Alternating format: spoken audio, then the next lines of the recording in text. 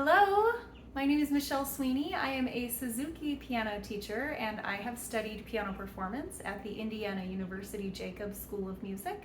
I've been teaching piano for over 20 years and I love classical music.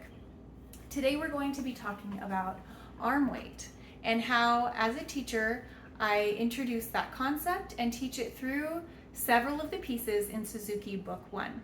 Just for reference, I will be talking as a piano teacher to a piano teacher. Of course, anyone is welcome to watch this, but just know that that's the audience and sort of the level of understanding that I'll be speaking to. So, in Suzuki Piano Book 1, we introduce the concept of arm weight right in the very beginning when we're talking about the Twinkle variations. In Twinkle Variation B, we introduce the idea of dropping your arm onto the piano, rolling the wrist forward to kind of accept the rebound of that drop, and really just getting that sort of initial technique of dropping the actual weight of your arm, like as if it was just like floppy and dead, just like letting it fall down. The weight from the bones and muscles in your arms just falling down onto the piano in a very like gravity-based way is what we want to be encouraging the kids to understand and learn, because that gravity that just drops into the bottom of the piano, it creates this beautiful round ringing tone, and it's something that's useful over and over and over again in so many ways throughout playing piano. So in Variation B, we introduce that idea, and we say that we're going to do that with the second note of the pattern. So we have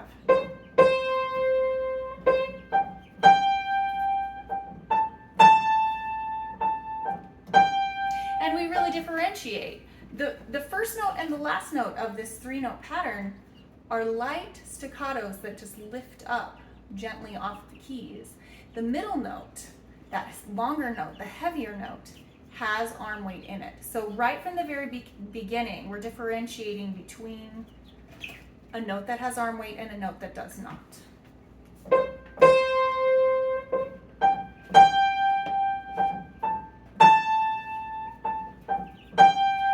Some of the words that teachers might use for this are "this sounds good," "this sounds good," "this sounds good," "this sounds good." So you make the sounds note louder, ringing, longer, and that's where you put the arm weight. Another teacher that I have worked with, a Suzuki piano teacher from Japan, she uses the words bounce, roll, bounce, bounce, roll, bounce, bounce, roll, bounce, bounce, roll, bounce, which again allows you to get that feeling of a light staccato that's coming out of the key that gets you up in the air and then dropping into the second note and rolling the wrist up and forward to catch the rebound of the gravity arm weight motion. So you drop and then you rebound from it. So that's the technique that we focus on as we're learning how to do Variation B with each one of the fingers and each of the hands. And we focus a lot on forming that proper technique, just little games to let the kid drop their arm and feel that that arm weight technique. So right from the very beginning, we're teaching arm weight in Variation B. A couple of notes I have in here from my training is that this arm weight technique, it's all one movement. You go up and then you just fall down and then kind of roll. It's like it's all kind of this motion. It's almost like a J shape, and you want to kind of cushion the fall and then rebound from it. So once you have a good drop technique established and you learn how to drop the arm weight, then you add the staccato note before and after that long ringing tone. So that's kind of the technique we're going to teach with Suzuki Variation B of the Twinkle, Twinkle, Little Star variations. With Honeybee, we're going to use arm weight for the long half notes. And then a contrast With the quarter notes, we're going to use marching fingers and no weight at all. So you're going to drop the arm in to each of these long half notes. So lift your arm up. There's a lot of focus on the rests and like floating up for the rests, and then we drop, and drop. Now lift. Then marching fingers.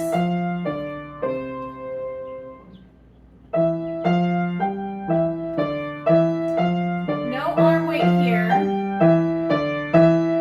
Now arm weight. Drop, drop, drop, rest. Marching fingers, and you can do kind of a drop and a wrist roll on that last note if you want to. So we have this drop and roll, drop and roll, drop and roll, and then lift it up. And that lifting up of the rest is very similar to the feeling of the arm weight drop with the roll forward. It's kind of the same motion, it just lifts a little bit higher. So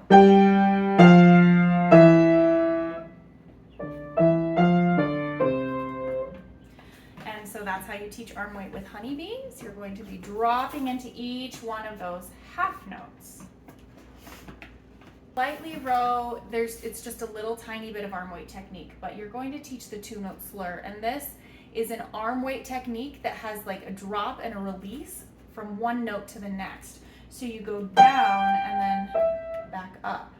So down with the arm weight on that first one, and then no arm weight on the second one with a release.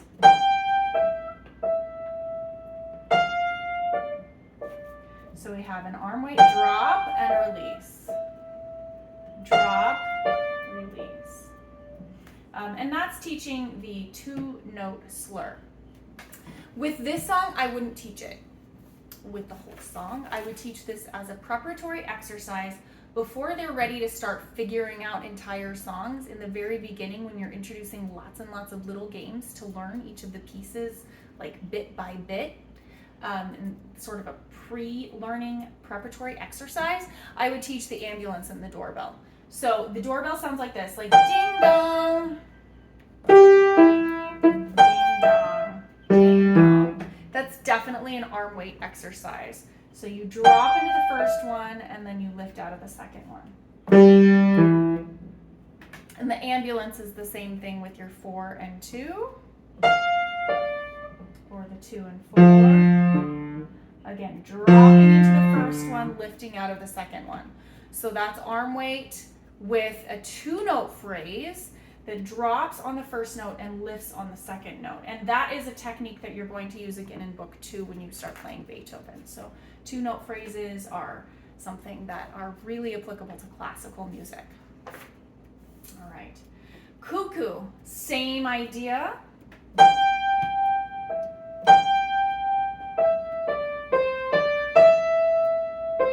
So in Cuckoo, the half note is going to have arm weight. You're going to drop into this one, but don't play an accent on the third beat. So drop here, drop and release. So drop and release, drop and release. And then you can put a little weight into that one if you want. So with that sort of waltz feeling, 1, 2, 3, 1, 2, 3, 1, 2, 3, 1, 2, 3. You're going to use arm weight to accentuate that downbeat of the waltz feeling. So down, up, down, up, down, up.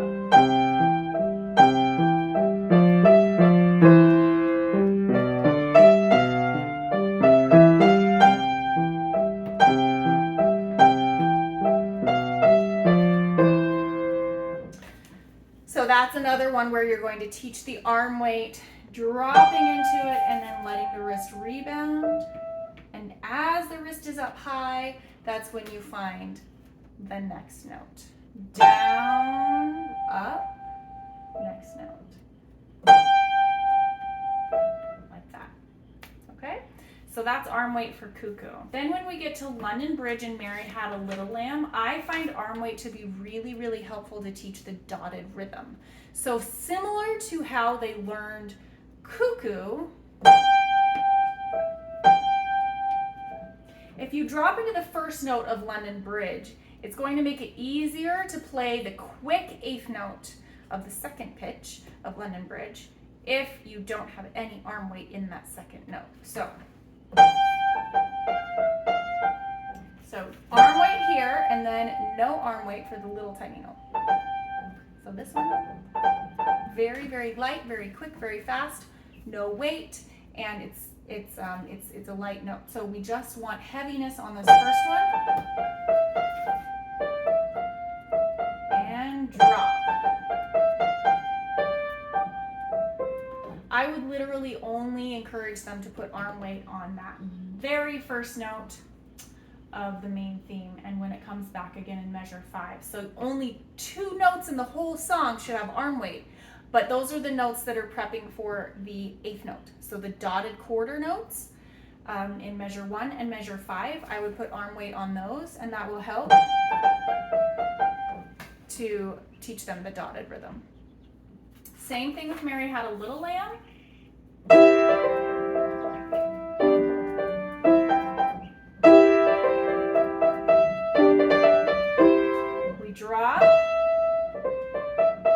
Drop into that first note and release it. As you're releasing it, that's when you play the 8th note. So down, and then as you're coming up, that's when you play the 8th note. Okay? So those are just quick little tiny things with arm weight.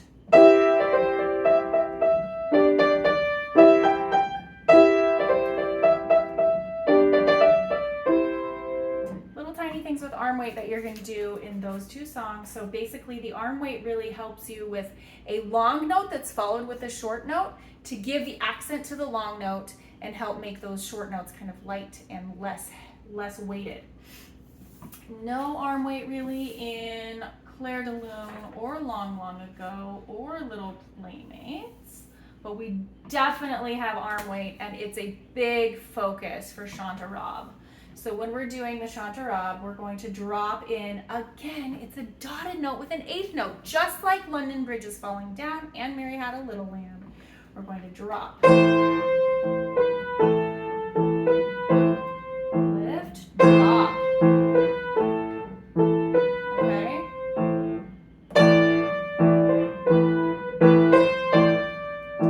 And drop.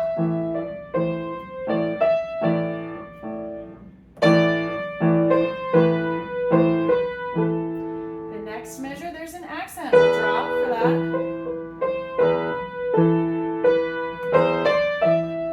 And there's arm weight here.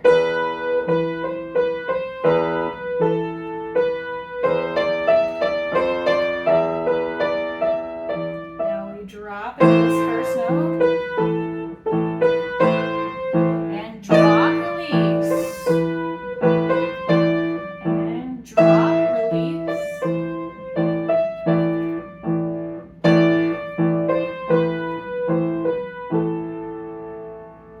So with this one, the right hand is going to have an arm weight drop at the beginning of every other measure. Measure 1, measure 3, measure 5, measure 7, measure 9,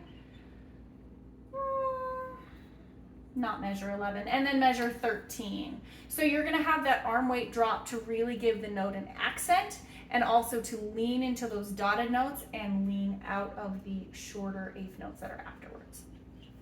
The other way we use arm weight for Chant Arabe is for this left-hand pattern in the second half where you're jumping an octave. You really need to drop into that bottom note. Give it an accent on the downbeat. Drop, and then come up in a circular motion. So drop down, and then the wrist circles around to where the thumb comes up. Down, around, down, around, down, around. And we do not need to have the hand stretching an octave here. It's a nice big circle with the wrist, but you keep your hand kind of close together. So you drop in, you've got all of your arm weight here down into your pinky. The hand is close together so you're not stressing the pinky or injuring it at all. Okay, so we're going to put all the arm weight down into this bottom note and then use the wrist to circle around and then back up as you play the thumb. Now circle back around and down and up, down and up. So there's weight in this one, no weight in this one. Weight in the bottom, light on the top. So that's how we teach arm weight for that section of the left hand. So I'll play both of those sections together, starting at measure 9, just so you can hear the arm weight in both the right and the left hand and see how that works together.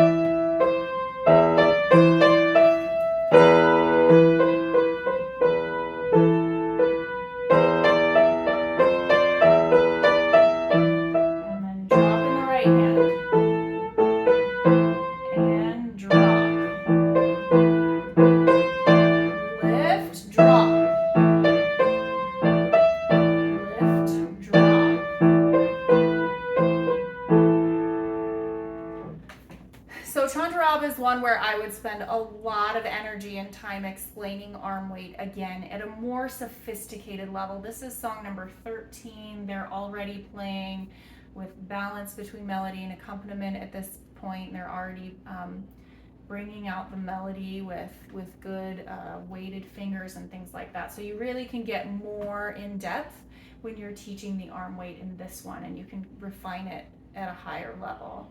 So Chant Arabe is one where you really focus on the arm weight.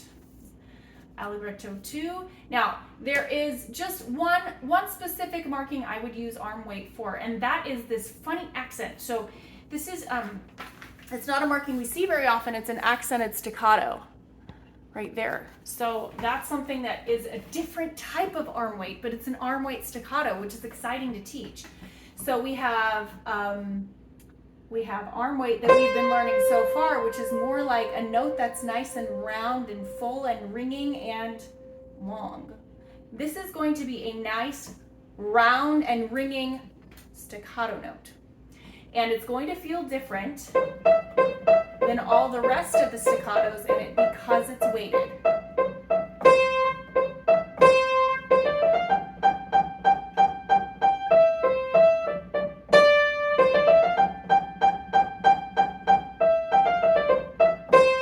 So you're going to have an accented detached note, and that's what that marking means, and you can teach that as an arm weight staccato, which is really fun to get into explaining.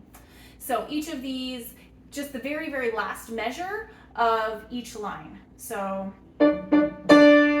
it's an accent, it's like a weight down and then a lift. You drop into it and then you let go so that there's a little space afterwards, kind of like a staccato. Anyway, and then the end of the second line, we have that, again, that accent mark that's like a upward triangle, and that is going to be a little bit detached. That's what the upward angle of it means. And then we have measure 10, and then measure 12. So those are a couple of things you can do.